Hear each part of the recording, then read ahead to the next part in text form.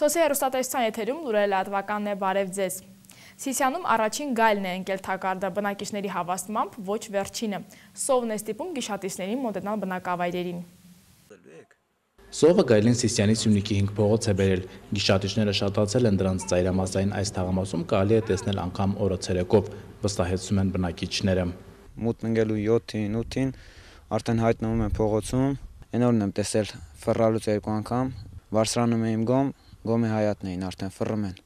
Այնքան են շատացել, որ արդեն ռիսկ են անում օրը ցերեկով գալիս են հայատ։ 21-ամյա Հայկը նկատել էր գայլերն իրենց թաղամաս են գալիս մոտակա սարից ու թակարդ էլ լարել։ Կեսգիշերն անց արթնացել էին շների ձայնից, դուրս գալուն պես նկատել էին թակարդն ընկած գայլին։ Թալակ եմ դրած եղել, բռնել եմ։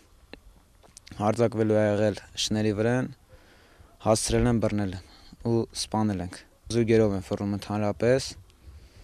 Չգիտեմ, այնքան է շատացել, որ արդեն գյուղացիներին վնաս են տալիս։ Սյունիքի 5 փողոցում երեխաներ շատ կան, մարդիկ այստեղ պարտավոր են զգոն լինել, ասում է 21-ամյա Հայկը։ Նրա թակարդը այսուհետ լարած կլինի։ Մոտ 1 տարեկան գայլը այս տարվա առաջին գիշատիչն է, որ հայտնվել է թակարդում, բայց ոչ վերջինը, վստահեցնում է Հայկը։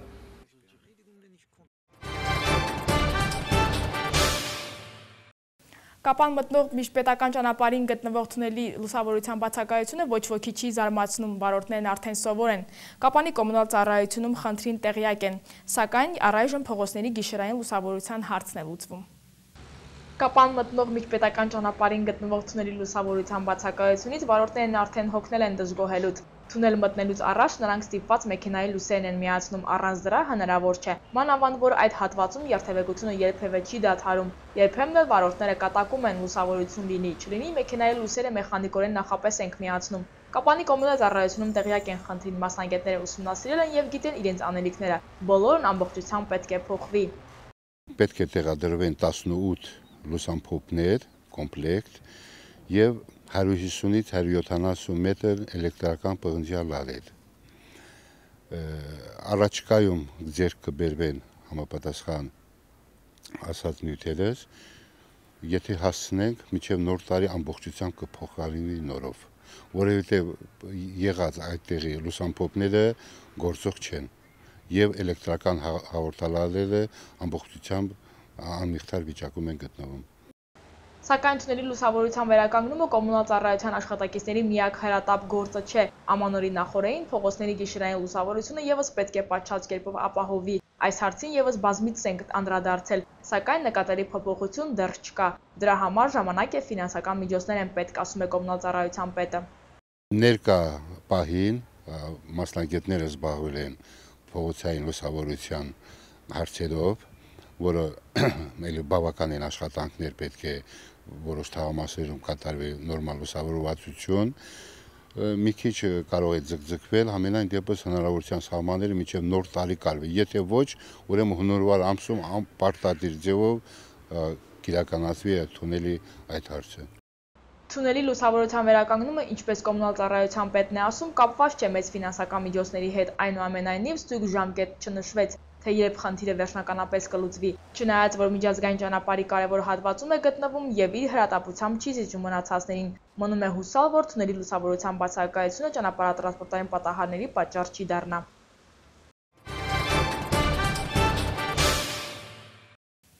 Կապանի մշակույթի կենտրոնում այսօր տոնական իրարանցում էր։ Հեքիաթների հերոսները Ձմեռ պապը, Ձյունանուշը բոլորը հավաքվել են մեկ հարկի տակ։ Ամանորի տոներին ընդառաջ փոքրիկները ստացան իրենց առաջին տոպրակները։ Dino Gold Mining Company-ն այս տարի էլ ավանդույթը չխախտեց եւ շնորհավորեց սոցիալապես անապահով ու հաշմանդամ երեխաներին։ Գույնզգույն շղթաները, գեղեցիկ փաթիլները, Ամանորը խորհրդանշող եղևնին Կապանի մշակույթի կենտրոնում արդեն զբաղեցրել են իրենց տեղերը։ Այն, որ օրեր հետո դիմավորել են 2013 թվականը, պարզից էլ պարզ է, սակայն առանց 2012-ին հրաժեշտ տալու իրար հարց էին տալիս Ջրաջան Մեղուն, Արջը, Նապաստակը, Սկյուրիկը, որոնք անտառից փախել էին ու եկել մշակույթի կենտրոն։ Որոշել ենք մեծ շուկով նշել նոր տարի,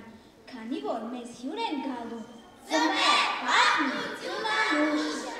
Հեքիաթների հերոսներին բեմում հայտնվելը միանգամից փոխեց դահլիճի տրամադրությունը, իսկ ահա երբ արդեն ծաղրածուն եկավ, բոլորն ավելի ոգևորվեցին։ Ամանորի տոներին հրաշքներն ու անակնկալներն անպակաս են, ուստի այսօրվա միջոցառումը նույնպես առանց անակնկալների չանցավ։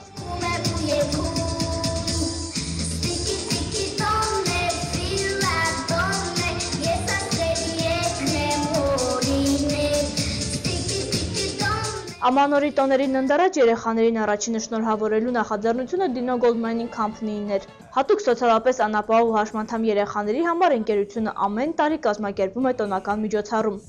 Ուզում եմ շնորհավորեմ ձեր ամանորը, Սուրբ Ծնունդը մաղթելով, որ 2003 տարին դուք դիմավոր եք այնքան ուրախությամբ, այնքան ջոխությամբ, այնքան երջանկությամբ, որ բոլոր աշխարհը դենա եւ տեսնա, որ Ղափանի պես քաղաք չկա աշխարհի վրա, հայի պես ժողովուրդ չկա աշխարհի վրա եւ մեզ պես ուժեղ ընկերներ չկան աշխարհի վրա։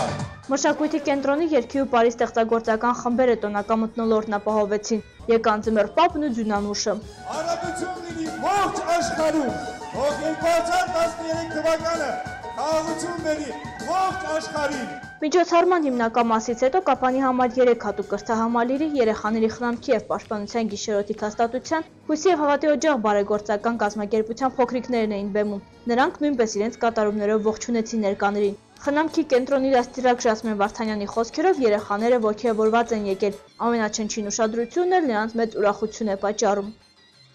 Եթե ուշադրության կենտրոնում են պահում, ամեն ինչով էլ նպաստում է, թե դաստիարակության ու թե գեղագիտական զարգացմանը, ամեն ինչին։ Երեխա մի փոքր բանով անգամ ուրախանում է, նրան մի փոքր բան է պետք, որ ուրախանա, որ կարողանա իրեն դրսևորի։ Երեխաների մեծ մասն արդեն Ձմեռ Պապի նամակներ է գրել, հայտնել իր ցանկությունները։ Դրանք տարբեր են, 12-ամյա Սոֆիան երազանք ունի պահած։ Գնամ Եգիպտոս, տեսնեմ էլի։ 400-ից ավելի երեխաներ ստացան իրենց առաջին տոպրակները, բոլորն էլ դահլիճից հեռացան գոհ եւ ուրախ տրամադրությամբ։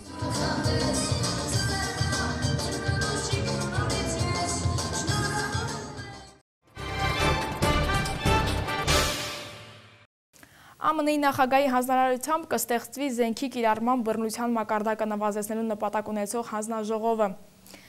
Միս տիեզերքի թագը նվաճել է 20-ամյա Ամերիկուհին, թողարկումը շարունակում ենք միջազգային լուրերով։ ԱՄՆ նախագահ Բարակ Օբաման հանձնարարել է ստեղծել միջգերատեսչական հանձնաժողով երկրում զենքի կիրառման բռնության խնդրի լուծման նպատակով։ Հանձնաժողովը կգլխավորի փոխնախագահ Ջո Բայդենը։ Օբաման հայտարարել է բռնության մակարդակը կտրուկ նվազեցնելու նպատակով վարչակարգի կոնկրետ քայլեր ձեռնարկելու մտադրության մասին։ ԱՄՆ նախագահը ասել է, որ դրա համար կպահանջվի փոխզիջում եւ համարձակություն։ Դա չի լինի ինչ-որ Վաշինգտոնյան հանձնաժողով, դա չի լինի ինչ-որ բան, որտեղ մարդիկ կուսումնասիրեն հարցը կես տարվա ընթացքում, այնուհետև կհրապարակեն զեկուցում, որը կկարդան եւ մի կողմ կդնեն։ Այդ խումբը հատուկ հանձնարարություն ունի նախապատրաստել իրական բարեփոխումների առաջարկություն հենց հիմա։ Ես կոչ եմ անում նոր կոնգրեսին քվեարկություն անցկացնել այդ հարցով որքան հնարավոր է շուտ։ Օբաման խոստացել է անել ամեն ինչ, որ պաշտպանի ամերիկացի երեխաներին անցած ուրբաթ տեղի ունեցած ողբերգությունից հետո։ Միս տիեզերքի թանկարժեք թագը բաժին է ընկել 20-ամյա ամերիկուհի Օլիվիա Կալպոյին։ Երկրորդ տեղը զբաղեցրել է Ֆիլիպինների բնակչուհի Ժանին Տոգանոն, երրորդը իրեն Սոֆի Էսեր Կվինտերն է Վենեսուելայից։ Մրցույթի եզրափակիչ էր դուրս եկել նաև Միս Ռուսաստան Ելիզավետա Գոլովանովան Սմոլենսկ։ Միս տիեզեր գեղեցկության միջազգային մրցույթն անցկացվում է արդեն 60 տարի եւ հիմնվել է լողազգեստներ արտադրող ընկերության կողմից։